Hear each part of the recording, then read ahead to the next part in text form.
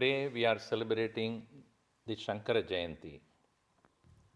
It is birthday of Shankara as well as victory.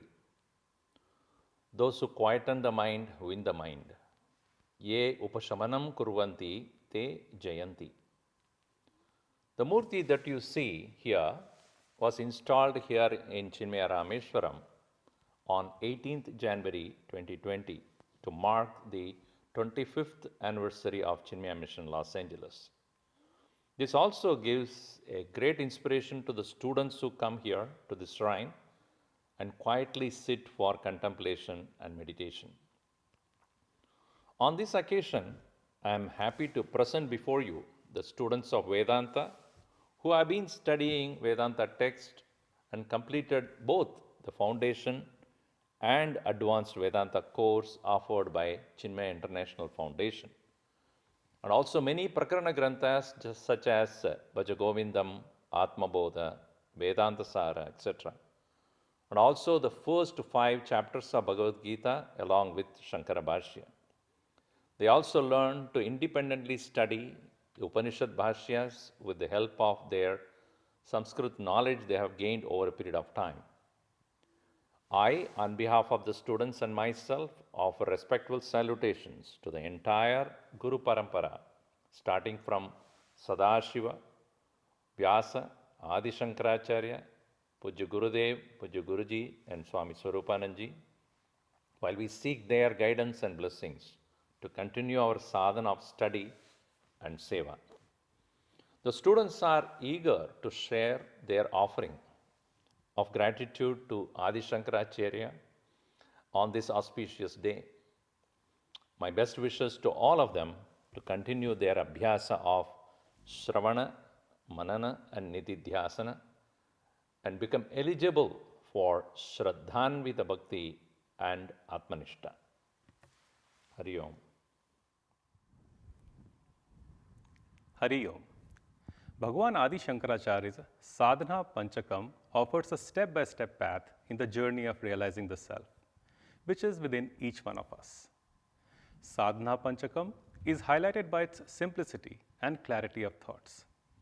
It comprises 40 instructions, grouped in 5 verses. Panchakam. Let's learn the first verse. Vedo nityam adhiyatam. Study the Vedas every day. We should seek the path of knowledge continuously, each day and at every opportunity, knowing that the scriptures and Vedas are the source and authority of this knowledge, and the guidance of a guru can help unravel this for us. There is one prerequisite though.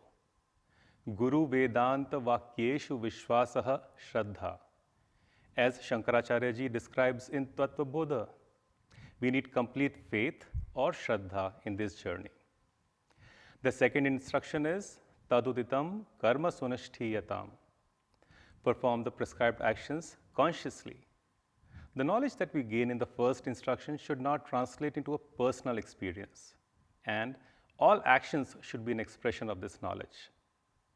Actions should be performed not from the instinct of our senses, but from the knowledge of the Satya Swarup within us and with Shraddha.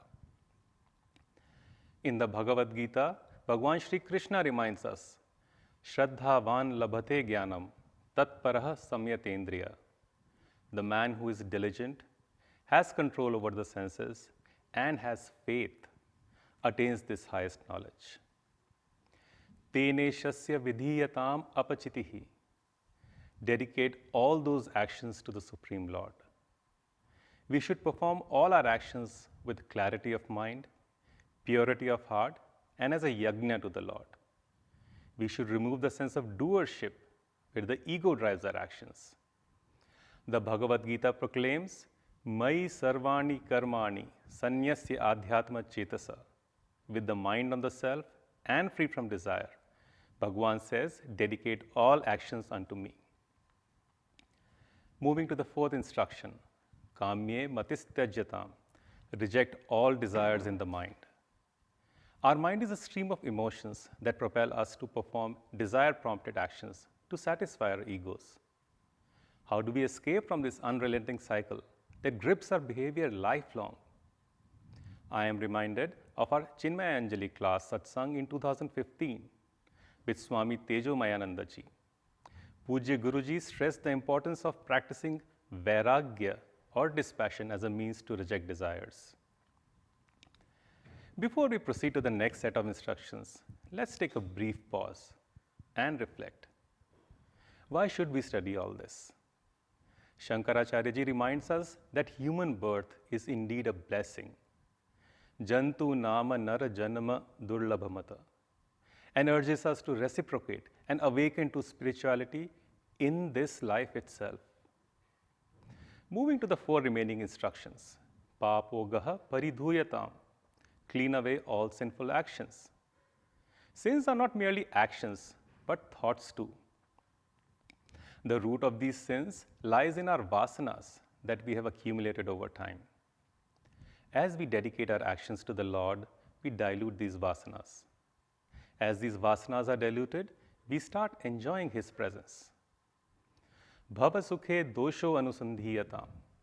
Understand that joy in worldly pleasures is defective. We should recognize that the joys we derive when our senses interact with worldly objects is not eternal, and misery will follow it eventually. All pleasurable experiences have a beginning and an end. Shankaracharya cautions us in the Gita Bhashya that there is not even a scent of happiness that can be derived from this world. Gandha matram apina asti. And one should withdraw the senses from all such objects, which he compares to a mirage, mrigatrishnika. The only permanent joy is the one that resides within us. The next instruction is Atma Ekcha Vyavasiyatam. Seek the self with effort. We should cultivate the desire to be with our own self and not with our ego and emotions. We should try to reduce all the distractions, impulses, and agitation in the mind. Practices of Shravanam, Mananam, Dhyanam, all are prescribed as efforts to seek the self. And the last instruction, Nija Grihat Turnam Vinirgamyatam. Escape from the captivity of your own home. Home refers to the body, mind, and intellect in which we seek shelter and transact with the world. This home tends to envelop what is our essential nature. Shankaracharya urges us to break from this bondage and seek the real self, or as he beautifully describes the self in Nirvana Shatakam as Chidananda Rupaha Shivoham Shivoham. Thus concludes the first verse of Sadhana Panchakam.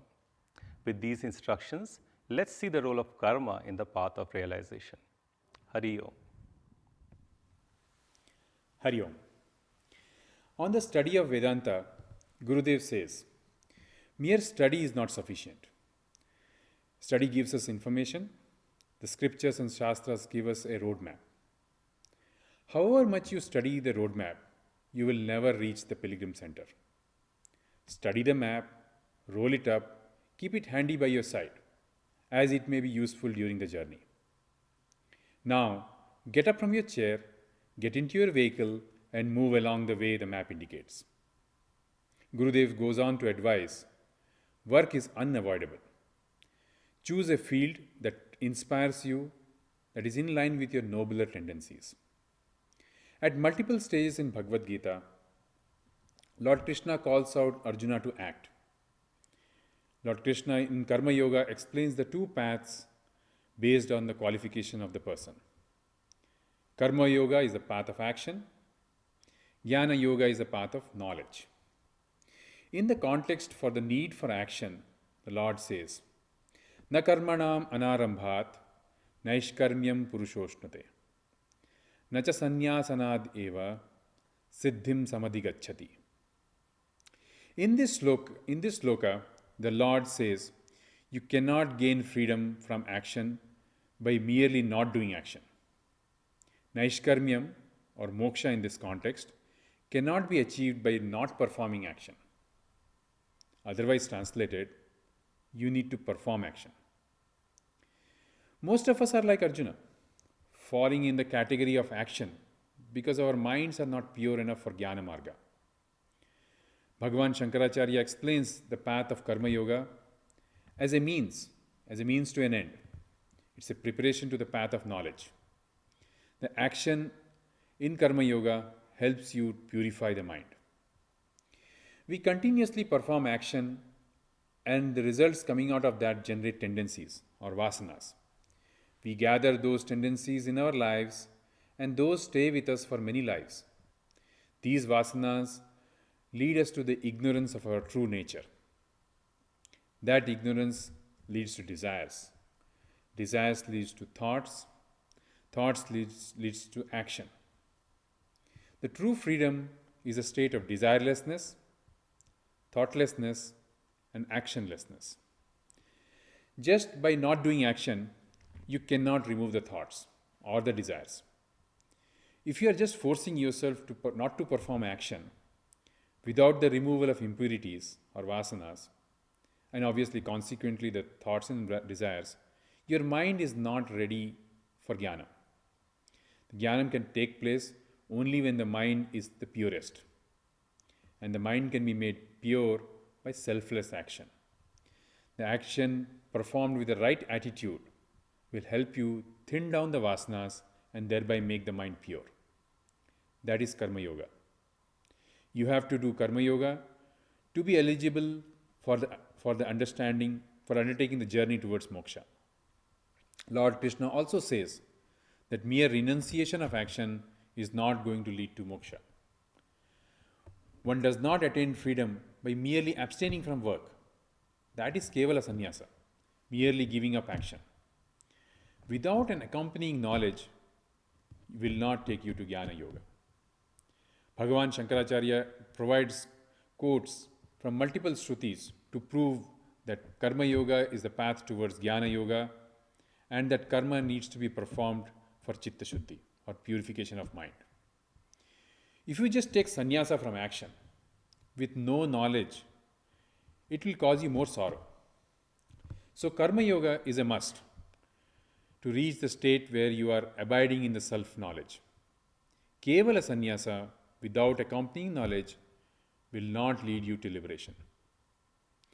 So the sadhana here is to perform action but focus on the attitude behind the action. It being selfless and with a sense of sacrifice. Hari Om. Hari Om. What we just heard is that one needs to perform action to achieve freedom from the action itself.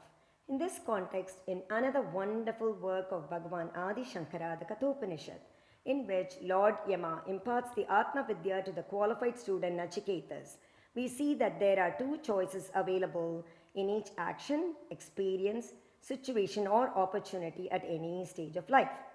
All our actions are usually driven by these two choices, Shreyas and Preyas. Shreyas, the path of goodness or righteousness, is for the ultimate goal and helps us in our goal to seek moksha. Preyas, the path of pleasure or convenience, causes us to deviate from the final purpose of moksha. As both Shreyas and Preyas have different objectives and purposes, they are at odds with each other. We can only choose one or the other in a given situation. Bhagavan Shankara asks, in spite of the freedom of choice that is available for all, why do most people choose this ordinary, falsely tempting, seemingly problem-solving kind of path, Preyaha, instead of Shreyaha? In this verse, the answer is explained as follows. Shreyascha preyascha manushyam etaha tau samparitya vivinakti dhiraha shreyo hi dhirobi preyaso vrinite preyo mando yogakshemat vrinite. Shreyaha cha preyaha manushyam etaha pratnutaha sadhanataha cha palataha. Both Shreyaha and Preyaha comes or approaches a person in the form of means as well as result. Vyami Shri Bhute iva manda buddhinam dudviveka rupe sati. They appear to be intermixed together, that for a dull-witted person, being in the absence of correct discriminative power, it is difficult to distinguish between the two. But dhiraha, dhiman, vivinakti pratakkaroti guru lagavam. A man of intelligence is able to separate the two as in greater and insignificant with his viveka buddhi discriminative intelligence. How is he able to do this? Bhagavan Shankara says, Hamsaha iva ambasah payah. Dhiman tau samparitya samyak parigamya manasa alochya. Similar to a swan which is very clearly able to distinguish between water and milk even when they are mixed together. The man of intelligence is able to see the difference between the two choices very well, analyze the pros and cons of each, and examines everything thoroughly. Thus, he is able to distinguish between Shreyas and Preyas in any situation. What does the Dhiraha do?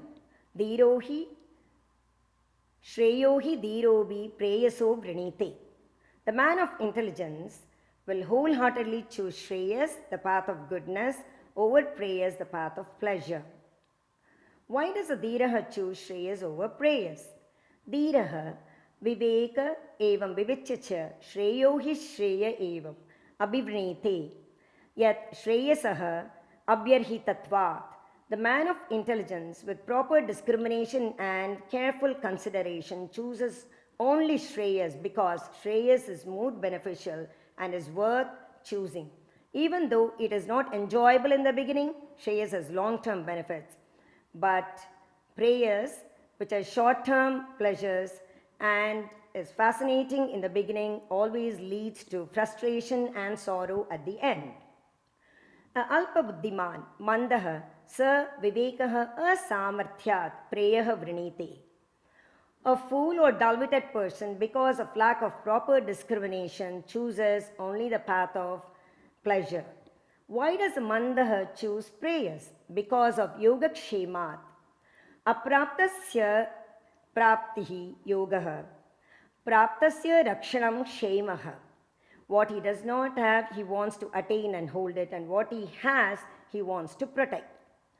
Saha Preyaha iti vrinite shariradi upachaya rakshana nimittam pashuputradi lakshanam. He also chooses Preyas with the purpose of acquiring and protecting possessions that are beneficial to the physical body, characterized by cattle and sons, etc. The intelligent one leaves the responsibility of Yogakshema to the Lord as instructed by Lord Krishna in the Bhagavad Gita. Ananyas chintayanto mam ejanah paryupasate tesham nityaviyuktanam yogakshemam mahamyaham. To those men who worship me alone, thinking of no other, to those who are ever self-controlled, I secure to them what they are not already possessed, and I preserve for them what they already possess. In conclusion, there are two choices, Shreyas and Preyas. It's available and presented to us all the time whenever we want it or not. But the path we choose is totally dependent on our own Viveka Buddhi, the discriminative intellect. If we are a Artharthi and interested in Yogakshema, we will end up making the wrong choice. But if we are a Moksharthi, then we will undoubtedly make the right choice. Hari. Hari Om. In verse 36 of chapter 3, Arjuna asks Sri Krishna why jivas are compelled to commit sin. It is karma that compels the jiva to commit the sin, answers Sri Krishna. He further adds, karma resides in the body, mind, and the intellect. In subsequent verses, Sri Krishna then elaborates on how karma can be confronted and then mitigated. In verse 42, he expounds on the greatness of the self over the BMI. Indriyani paranyahu indriyebhya param manah manasastu para buddhihi yo buddhe paratastu saha. The sense organs are greater than the sense objects. The mind is greater than the sense organs. Greater than the mind is the intellect. Greater than all of them is the ever resplendent self. According to Gurudev, a thing lends support to another thing if the former exhibits the twin properties of subtlety and pervasiveness. For example, space can support air because it is more subtler and pervasive than air. Air can support fire for the same dual reasons. As a corollary, without air, there can be no fire. If we substitute support by knowability in the case of sentient things, the same type of analysis can be brought to bear on the BMI complex. By simple observation, we can discern that the insentient sense objects to be knowable only by the sentient sense organs. This means the sense organs are more subtle and pervasive than the sense objects. Additionally, the mind needs to be connected to the sense organs for the sense organs to be cognized. Many times, we may gaze toward an object but not cognize it, as the mind is engaged elsewhere. This means the sense organs are dependent on the mind. Thus, based on the same reasoning as before, the mind is more subtle than the sense organs. There are times when the mind is redirected to focus elsewhere. This shift in focus by the mind is engineered by the sentient intellect. And so the mind operates under the dominion of the more subtle intellect. For most of us, when we wake up from a deep slumber, the inaugural singular thought, "I slept well," informs us of our internal state when the internal cognitive apparatus has disappeared. This positive affirmation of our internal state, even when the internal apparatus is not available to report the state, leads to only one astounding conclusion. There is a presence within us during the slumber that is reported by the inaugural thought. The Shruti calls this presence as the Atman, or the self. Because the self persists even during the absence of the intellect, it is more subtle and pervasive than the entire BMI complex. Further, the intellect itself is dependent on the all-illumining self, which is knowledge itself. Bhagavan Shankara clarifies that the BMI is the playground of karma, and the only role of karma is to delude the jiva by obscuring the knowledge of the self, resulting in the jiva committing sin. To mitigate karma, Bhagavan Shankara recommends the sadhaka to recalibrate his intellect towards the self. Because of this change in the intellect, the sense organs are subsumed into the mind into the intellect, and finally the intellect into the self. The playground for karma, that is the BMI, is reduced in scope as the intellect proceeds on its journey towards the self. This reduction in the scope of karma's playground indirectly leads to its elimination. Hari Om. Hari Om.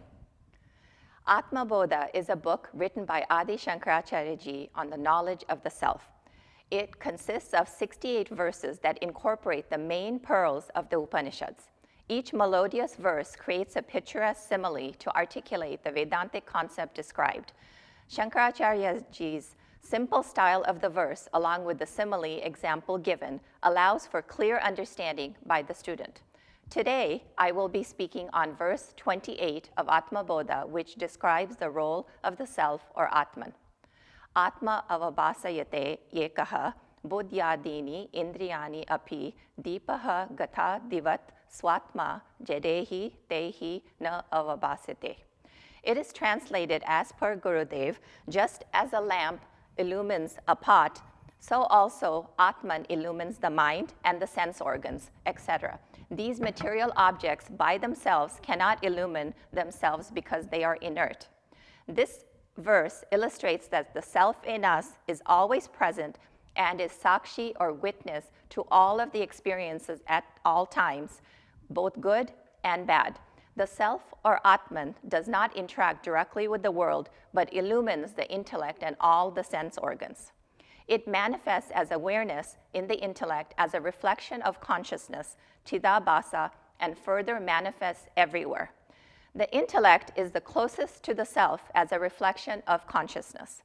An example of the reflection of consciousness is when the sun shines on a bucket of water and light is reflected out. This reflection is not present when the bucket of water is removed, but the sun continues to shine. Similarly, Atman always continues to be present, but manifests in the intellect as awareness. This awareness is in the form of a thought in the intellect as I know. The thought is known as vritti. Generally, our thoughts go through a two-step process. First, we have vritti vyapti, which is a process of enveloping or capturing. The mind-intellect equipment, along with the chidabhasa, captures or envelopes the space of the thought or object which is illumined by Atman. The second step of the thought process is known as phalavyapti. Phalavyapti is when the result of capturing the thought or object gives rise to I know. The conclusion of the I know thought is considered as real by the intellect. Therefore, the ahankara or ego is formed with the illusory appearance in the form of the I know thought. However, there would not be any awareness if not for the Atman illuminating the intellect. When awareness is experienced in the form of the thought, the ego considers itself as independent and not dependent on the illumination of thought by the Atman. The ego rejects the awareness and takes ownership of the thought I know or I am. Additionally, the two powers of Maya are illustrated. Avarana is veiling or covering, and vikshepa is projection. Avarana is when the jiva or limited ego does not know that Atman is illuminating the thought I know. It is non-apprehension of the self. Vikshepa is illustrated when the ego projects ownership on the thought as I know, aham janami. It is misapprehension of the self. The limited jiva incorrectly concludes that the thought as real and originating from the limited ego. However, no thoughts could be experienced without the Atman illuminating the intellect, which in turn activates the emotions, feelings, and sense organs. The Atman is like a lamp inside the pot illuminating the structure of the pot. The light knows the pot, but the pot doesn't know the light. Therefore, material objects which are inert cannot illuminate Atman. Then Atman is what knows all things and manifests in the intellect as awareness.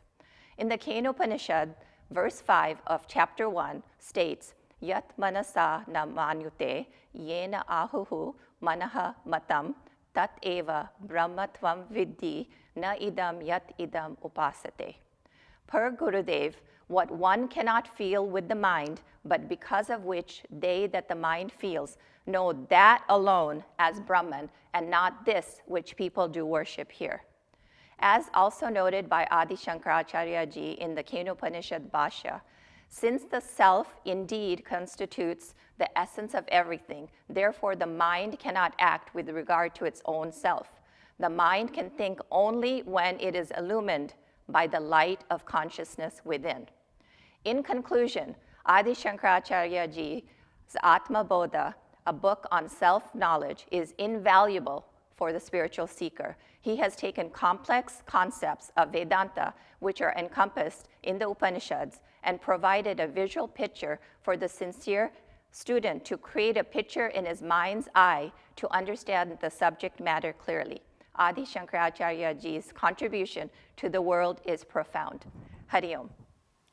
हरिः ओम् न हि ज्ञानेन सदृशं पवित्रमिह विद्यते. Bhagavan Sri Krishna says in chapter 4, sloka 38, there is nothing more sacred than the self-knowledge. Then, how can one gain this self-knowledge? Sri Krishna says in the chapter 4, sloka 39, Shraddhavan labate jnanam tatparah samyitendriyaha jnanam labdva param shantim acharena adigacchati. One who has faith and is devoted to the goal with senses under control will gain self-knowledge. After gaining the knowledge, one attains supreme peace without delay. Shraddhavan labate jnanam. Very often quoted. One needs 3 qualities to acquire self-knowledge. The Lord says, Shraddha, faith in Shastra, which is Pramanam, and Guru, who teaches and leads us to the goal of liberation. Acharyavan Purushaha Veda, Chandogya Upanishad says that the one who has Guru gains knowledge. Tat Parata, devoted to the goal. Samyitendriyaha, senses under control. Bhagavan Shankaracharya ji warns us that even if one has faith and are devoted to the goal, senses can sidetrack us and make our goal secondary. So, sense control is very important. श्रवणकाले अज्ञाननिवृत्ति, मननकाले संशयनिवृत्ति, निधिध्यासनकाले विपरीतभावना निवृत्ति. Body should be disciplined, mind should not have any agitating thoughts, and intellectually one should be convinced. Bhagavan Acharya Ji brings other sadhanas in the Bhashya from Sloka 34 and explains the difference. Pranipatena pariprashnena sevaya. Pranipatadihi tu bahyaha anaikantikah api bhavati mayavitvadi sambhavat. These are bahiranga sadhanas. Everyone can do it. Shraddhavan labite jnanam tatparah samyitendriyaha. These are antaranga sadhanas. Ekantatah jnana labdhi upayaha. Serious students will practice in solitude and follow. This is the only way one can gain knowledge. What comes after gaining knowledge? Without delay, one attains supreme peace, liberation. Param Shantim Achrena Adigachati. Our Swamiji emphasized one more important quality: faith in God who shows us the Guru, and self-confidence that with my Guru's help, I can understand the import of the Shastras, reach my goal of liberation. Our Swamiji poses a question for us to think. Why does one need all these qualities? Is one quality not enough? Without faith, one does not study scriptures or seek Guru. Without Guru, who teaches self-knowledge, there is no moksha. Without sense control, liberation is not possible. One who does not have self-confidence cannot advance in the study of self-knowledge. Sign of Shraddha is no shoka.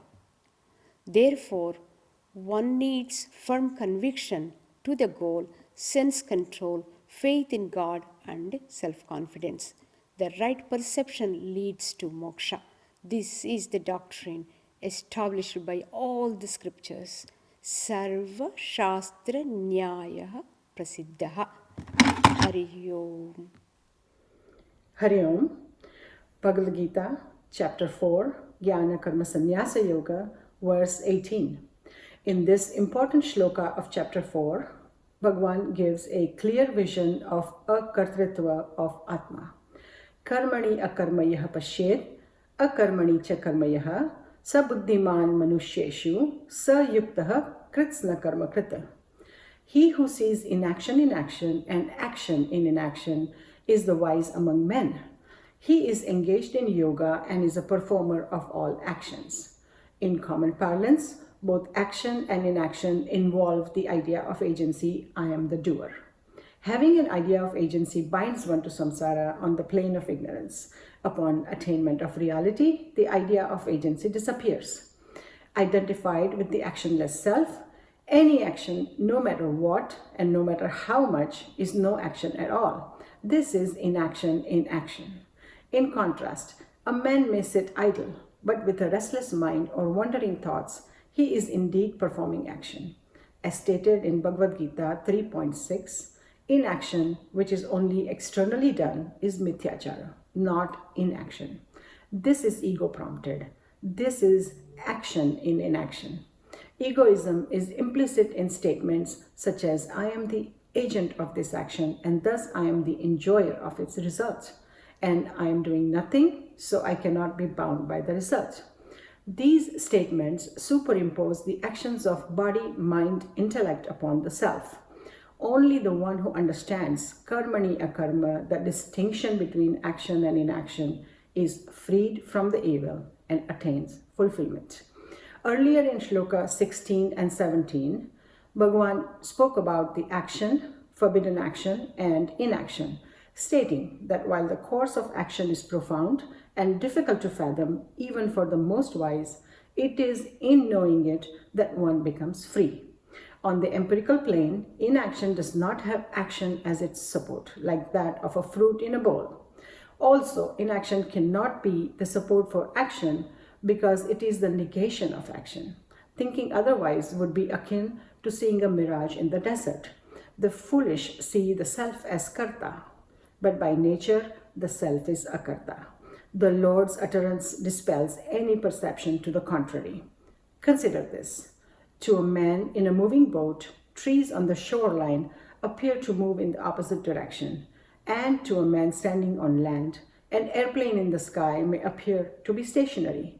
Like these examples, in the case of the self, inaction is often mistaken for action and vice versa. The absence of action in the self is well established in the Vedas, Smritis, and logic, Bhagavad Gita 2.20, 2.25, etc. However, a deluded man keeps forgetting this truth, so the Lord speaks of it repeatedly to eliminate any doubt. Some may say that the performance of Nitya Karma in dedication to the Lord is inaction in action in a secondary sense, as it yields no result, and its non-performance is action in inaction as it causes pratyavaya. But this interpretation is not rational, as just that alone does not lead to moksha. This is opposite of what the Lord said earlier in 4.16. Yat gyatva moksha se ashubhat. Up to this point, the Lord has never said either the knowledge of Nitya Karma or that they do not yield results will lead to moksha. Here we see commentary on akartritva of the Atman, focused not on performing action, but rather on emphasizing how knowledge can lead to a correct perception.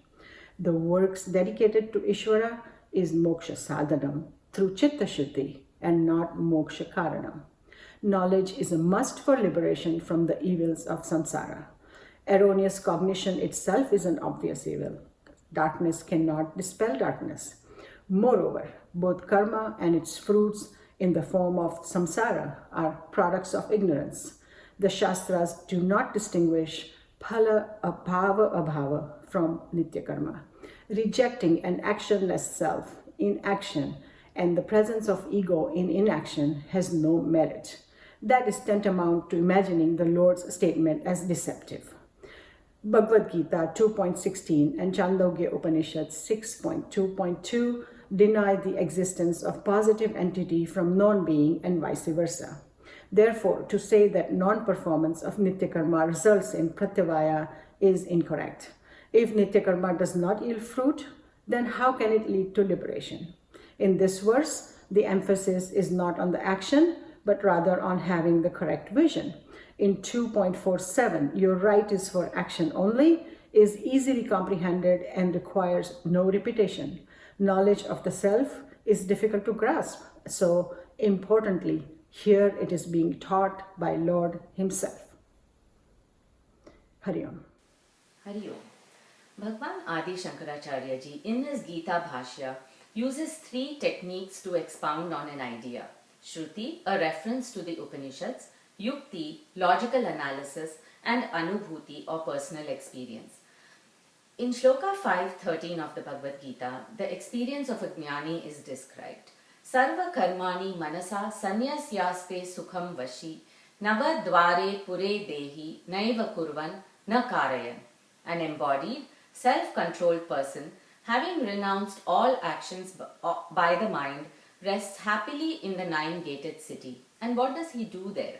He rests without performing any actions or causing to act. In his commentary, Adi Shankaracharya ji first uses yukti or to scientifically examine each and every word of the shloka. He says, Sarva karmani sanyasya means giving up all actions, nityam, naimittikam, kamyam and pratishiddham. How are these actions given up? Manasa. Bhashyakar says, Manasa really means with the faculty of discrimination and by seeing a karma in karma. He refers back to the shloka in chapter 4, Karmanya karma yaf pashyet, akarmani cha karma yaha. And what does this jnani do? Sukham aste. He rests happily. Bhashyakar explains that the reason he is able to rest happily is because he has given up all actions of the senses, the body, the mind, and his mind is calm, he is without worry, and he has turned away from all external pursuits other than the self. And where does this jnani rest? Navadvare Pure. The body is compared to a city with 9 gates because of the 9 apertures like the eyes, the nose, etc. Adi Shankaracharya ji gives a visual description of this city. He says that the king of this city is the self, the body, the senses, the mind, and the different objects are the citizens of this city, and they work together for the benefit of the king, producing knowledge of different objects. In such a city, this jnani, having renounced all actions, he rests. Having explained this, the brilliant teacher anticipates doubts that may arise in the mind of a student. So he plays devil's advocate, and as a Purva Pakshi, he poses this question. Sarvaha sannyasi asannyasi va. Everyone, whether they are a sannyasi or not, dehe eva aste, they rest in the body alone. So what is the point of saying that this jnani rests in the 9-gated city? He answers this self-postulated question with a poetic example. He says that an ignorant person identifies with the body and says, I stay in a house, I stay on the ground, I sit in a seat. But on the other hand, Atma Darshinaha, a self-realized person, Gehe iva dehe ase iti pratyayaha sambhavati. That is, he gets the idea that he stays in the body just as in a house is possible. Thus, the statement he rests in the body makes sense because it refers to 2 different perspectives between a wise person and an ignorant one. So, here to make this point, Bhashyakar uses an example that we can all relate to, and this is Anubhuti.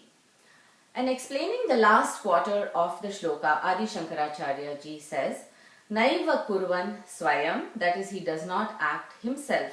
Nacha karya karanani karayan, kriyasu pravartayan, that is, he does not impel the body and the senses towards action.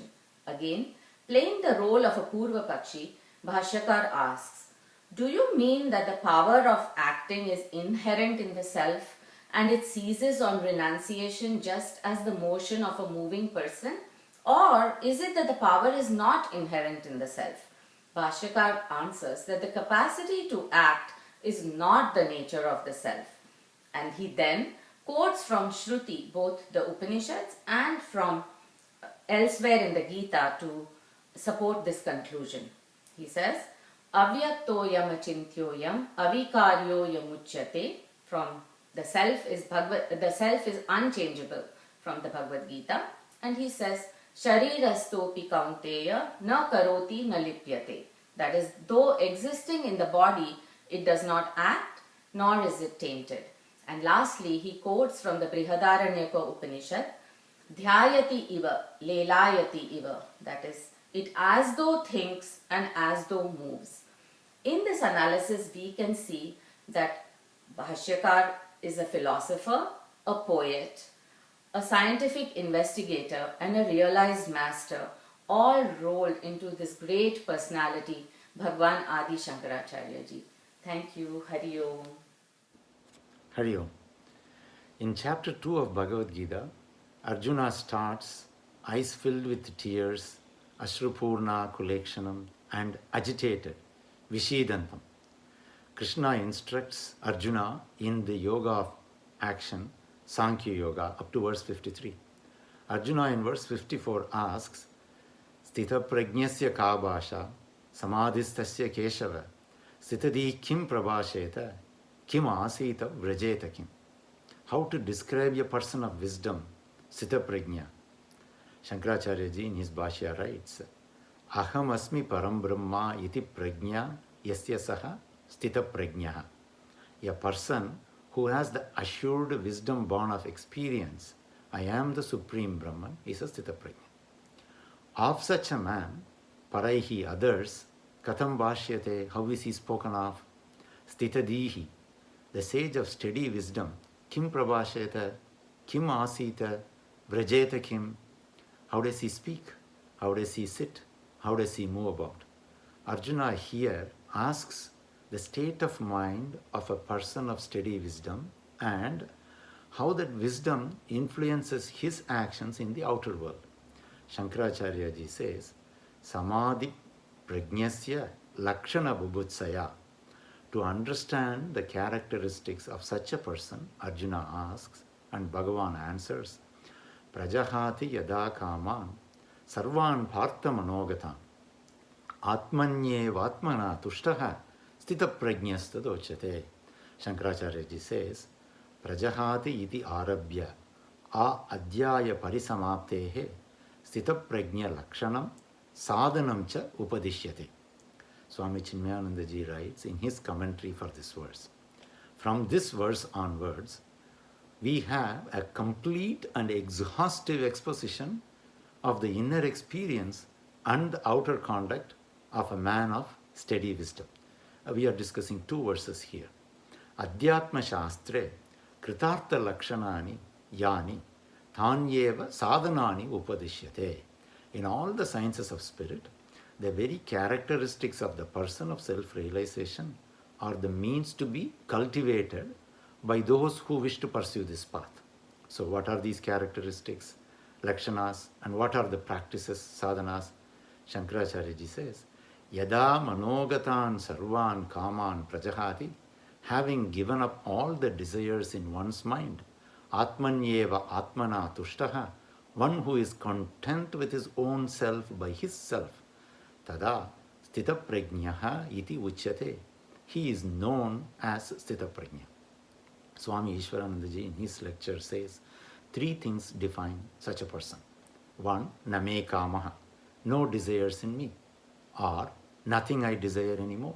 Two, na mama kamaha, no desire is mine, or I have no desirable object, or I have nothing that I possess for the sake of enjoying. Three, na aham kamaha, or aham na kama vastuhu, I have no desire to have anyone want me. Shankaracharya ji says, Moha kalilam atyayadvarena labda atma viveka prajnaha.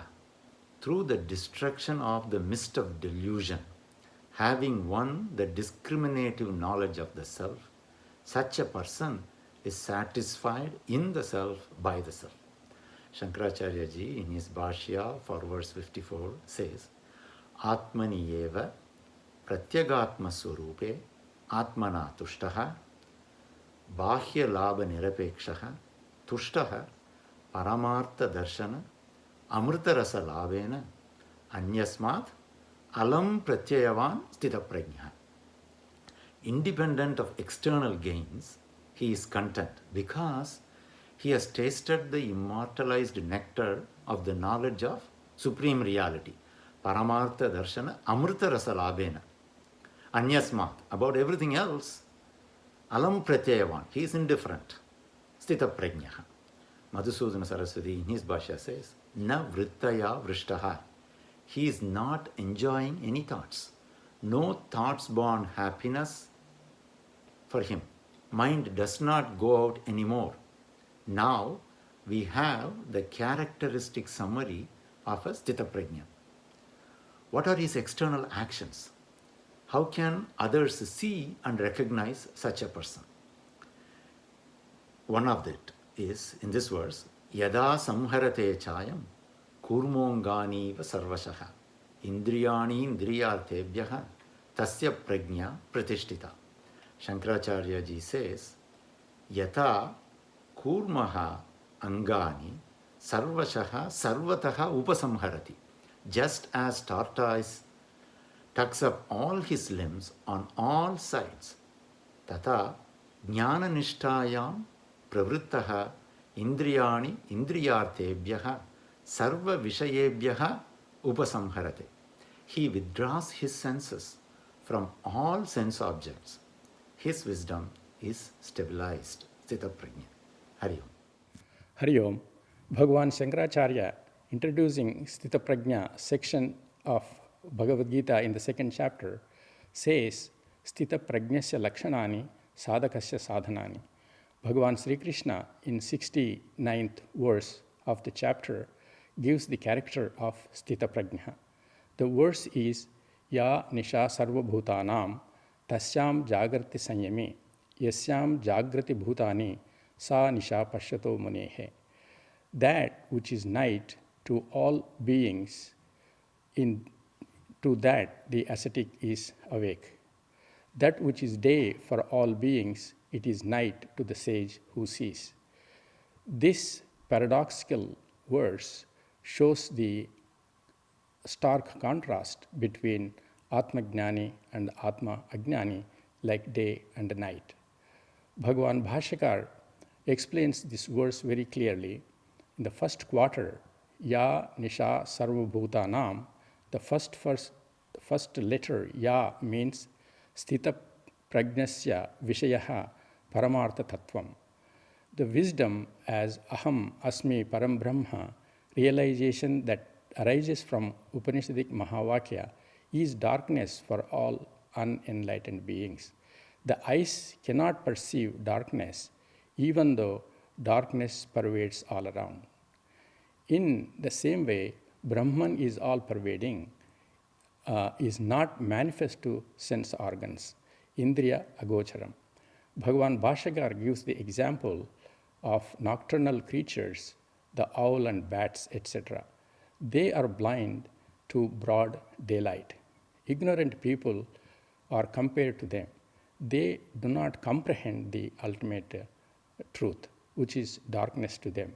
The experience is present, understanding is not. In the second quarter, Tasyam Jagrati Sanyami, to that Paramartha Tattvam, the ascetic is awake, who controlled and mastered his senses and mind. He is Jitendriyaha Yogi. He abides in self-knowledge. He is awake to that knowledge to which ordinary people are asleep. In the third quarter, Yasyam Jagrati Bhutani, Yasyam means world of duality, Grahya Grahaka Beda Lakshanaha, subject-object division. The ignorant people are awake to that world. The world of plurality is effect of avidya. Avidya is compared to night and sleep. Vidya is compared to light and awakening. The worldly people are asleep in Vedantic perspective or in dream. They are asleep to the waking world, but fully awake in the dream. The dreamer does not know that he is dreaming in the dream. The roar of a lion wakes him up. This is the first awakening, and he says dream is mithya. The scriptures point out that waking state and the dream are alike. With the teacher competent gives a teaching to an eligible student, the second awakening takes place to that Paramartha Tattvam, which is the goal of life. The Jagat is mithya appearance only. In the last quarter, Sa Nisha Pashyato Munehe, the waking world of duality, which is the product of ignorance, is the night to the seeing sage. He perceives the world, but ignores it as it is appearance only, nama rupa. He transacts in the world as necessary, being in his Swarupam, which is Satchidananda. He is Sthita Prajna. Finally, Dvaitam is mithya, like night. Advaitam alone is Satyam, the light. Hari Om. Hari Om. In chapter 2 of Bhagavad Gita, Lord Krishna describes Sthita Prajnasya Lakshanani, characteristics of a sage of steady wisdom, and Sadhanani, the means employed by such a sage to attain knowledge. Mokshaha or Jivan Muktihi is available only for a Sthita Prajna Munihi, or a ascetic sage of stable wisdom, and not to a non-renouncer, a asannyasi, pursuing objects of desires, also known as a kamakami. For our better understanding, the mind of a Sthita Prajnaha, in verse 70 of this chapter, the Lord expounds on this lakshanam through a simile. He compares the steadiness of the sage's mind to that of an ocean, and desires entering him to the waters entering the ocean. Apuryamanam achala pratishtam samudram apaha pravishanti yadvat tadvat kamaha yam pravishanti sarve sashanti mapnoti na kamakami. He attains peace into whose mind objects of desires enter as waters flow into a full and stable ocean that is being filled, and not he who yearns after the objects of desires. Bhagwan Shankaracharya ji explains the first two quarters of this verse, where the stability of the sage's mind is compared to that of a ocean. Apuryamanam advihi, though being filled on all sides by the waters, the ocean remains achala pratishtam, unmoving and stable. He further explains, Sarvataha gataha apaha tam achala pratishtam samudram pravishanti. The waters of all kinds, from rivers and streams, big and small, clear and turbid, including that from a rain, enter the ocean continuously and from all directions. In spite of this, the ocean is svasmastham, or abides in itself, and avikriyam remains unchanged. In the third quarter of this verse, kamaha or desires entering the mind of a sthita prajnaha are compared to the waters entering the ocean. Bhagwan Bhashyakara explains, Tadvat sarve kamaha yam purusham pravishanti yadvat samudram eva apaha.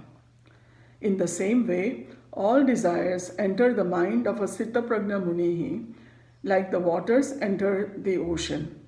Avikurvantaha, without causing any disturbances or change, Vishaya Sannidho api, even when he is in proximity of desirable objects as determined by his prarabdha. After entering the mind of this Brahmavid Munihi, who is a knower of self, Kamaha Atmani eva praliyante. The desires dissolve or vanish into his self. He contains them all without getting enslaved. In the last quarter of the verse, the Lord makes an unambiguous statement. Sashanti mapnoti na kamakami. Only he, Asthita Prajnaha, attains peace or liberation and not a kamakami. Kamasya kami is a kamakami. The one who desires the objects is a kamakami.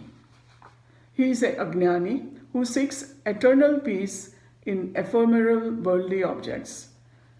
His mind is forever disturbed and turbulent, and hence not available for spiritual growth or pursuit, leave alone liberation.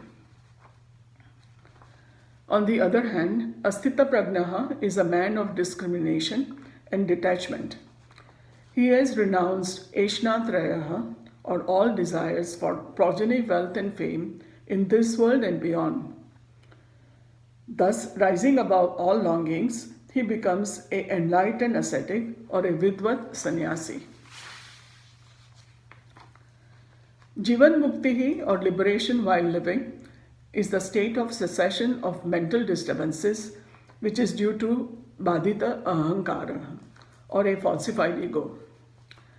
It is the freedom from all turmoils and agitations of mind, even while encountering dvandvas, or pairs of opposite experiences. This is the ultimate peace or shanti, which is available only to a Sthita Prajnaha Vidusha Sannyasi and to none other, certainly not to a Kamakami. Hari Om. Hari Om. In the last few verses, we saw the description of a Sthita Prajna, a man of steady wisdom, an Atma Jnani. Atma Vidya is the subject matter of Upanishads, and I would like to speak on one verse from Kathopanishad, shown as a dialogue between the teacher, Lord Yama, and the student, Nachiketa, the young boy. न नरेणावरेण प्रोक्त एषः सुविज्ञेयः बहुधा चिन्त्यमानः अनन्यप्रोक्ते गतिरत्र नास्ति अणीयान् ह्यतर्क्यम् अनुप्रमाणात्. Lord Yama tells Nachiketa, अवरेण नरेण एषः आत्मा प्रोक्तः न सुविज्ञेयः बहुधा चिन्त्यमानः.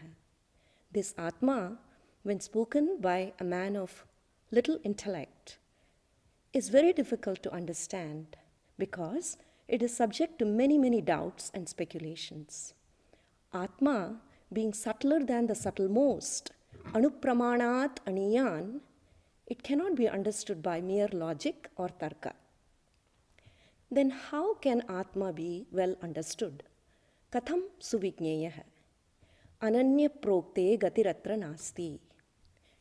When taught by an acharya who is ananyah, who has no duality, aprithakdarshi, one who sees no difference between oneself and the others, Brahma Atma Bhutah, one who knows that my own self is the supreme Brahman, then Atma can be understood by a qualified student.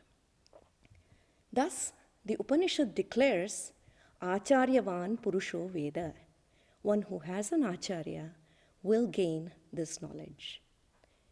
It is said, Shastrajnah api swatantrena atmanah anveshanam na kuryat.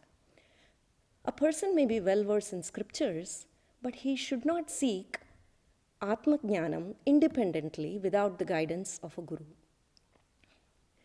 There is a verse in Mundaka Upanishad that beautifully points the qualification of a student, an ideal student, and a guru. Pariksha lokan karmachitan brahmanah nirvedamayat na asti akrita kritena tad vijnanartham sagurumeva bhigachet samitpanihi shrotriyam brahmanishtham. The student who is a vairagi and a tattva jignasu, having understood that uncaused cannot be obtained by action, akritaha kritena karmana na prapyate iti. Tad vijnanartham amritatva vijnanartham saha shrotriyam brahmanishtham gurum abhigachet.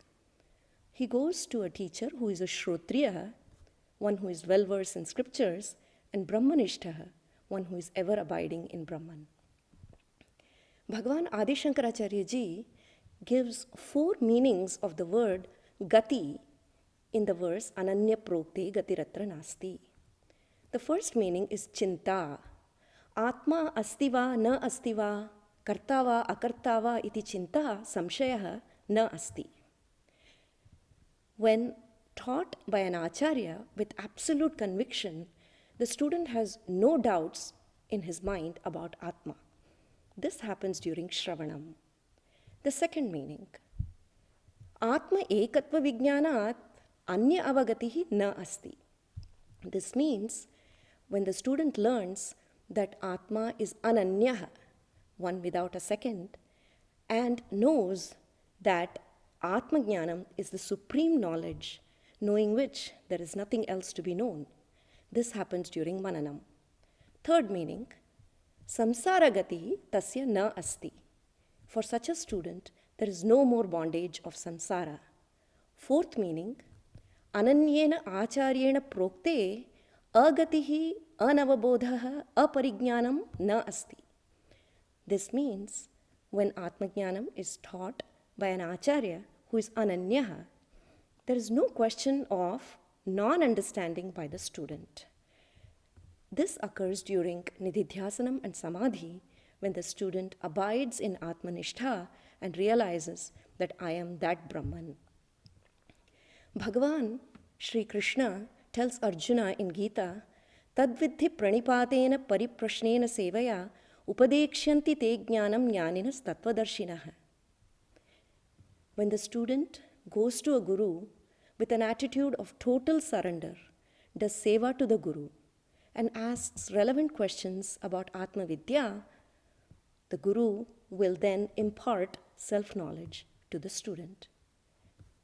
Shankaracharya ji says in his Bhashya, Taihi upadishtam jnanam eva karyakshamam bhavati na itarat. This knowledge is fit to produce the effect only when imparted by a teacher who is a jnani, one who has wisdom, and also a tattvadarshi, one who has the clear vision of the self and not by others.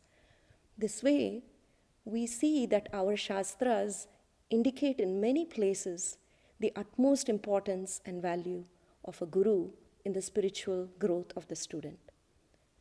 Om Shri Gurubhyo Namaha. Hari Om. Hari Om. Kathopanishad proclaims Ananya Prokte Gatiratra Nasti. Knowledge, when taught by a qualified teacher, cannot but be understood. Yet the Guru has to be ever mindful of how the student is assimilating the teaching. In Kena Upanishad, Bhagavan Shankaracharya ji states, Loke api ekasmat guroho shrunvatam. In this world, while listening to even one teacher, kaschit yathavat pratipadyate. Someone understands the teaching as is. Kaschit viparitam. Someone understands the contrary meaning or misunderstands. Kaschit na pratipadyate. And someone does not understand. The beauty of Shankaracharyaji's work is that the understanding of the student is checked and the teaching is re-emphasized.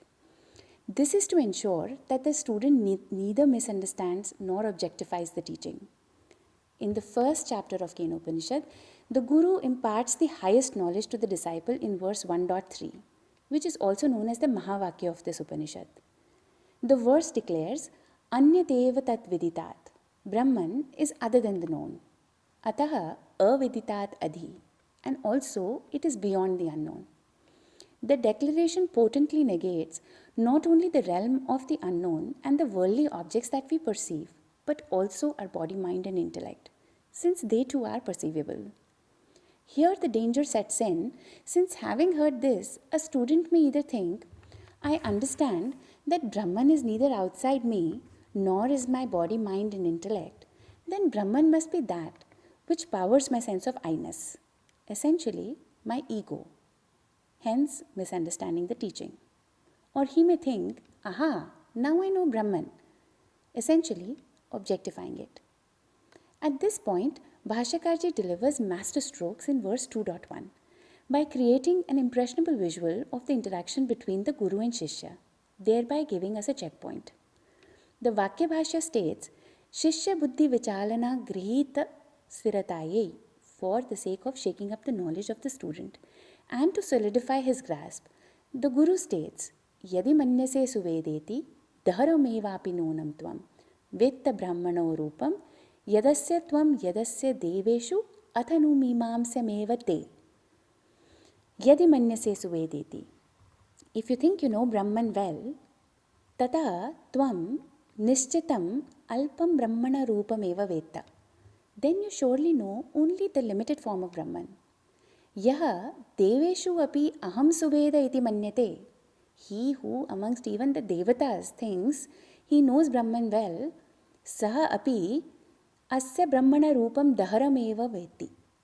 He too knows only the limited form of Brahman. But why can we not know Brahman? Avishayatvat. Because Brahman is unobjectifiable.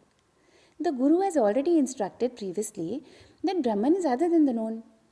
Therefore, Brahmana Rupam Suviditam Dharameva. To know Brahman with our limited sense perceptions could only lead to a limited understanding. The Guru advises the disciple, Te mimamsameva, tava brahma vicharyameva. Go and further contemplate. But contemplate until when? Yavat Viditat aviditat pratisheda agamamartha anubhava.